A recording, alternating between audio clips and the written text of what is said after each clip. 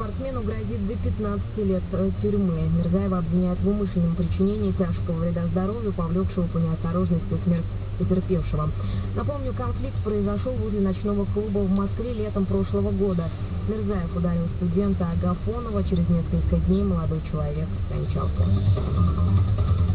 Владимир Путин проведет сегодня совещание по вопросам расширения Москвы. На встрече с президентом будут обсуждаться, в частности, организационные и экономические аспекты, в том числе по эффективному использованию финансовых средств. Об этом говорится в сообщении пресс-службы Кремля.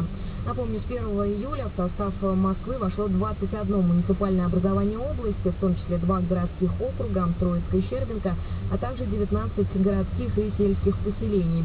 С инициативой расширения границ российской столицы выступил в 2010 году Дмитрий Медведев, занимавший в то время пост главы государства. В Краснодаре выясняют причины крупного пожара. Накануне вечером там горел цех по производству резиновой обуви. Как сообщили в региональном МЧС, площадь возгорания составила 1000 квадратных метров.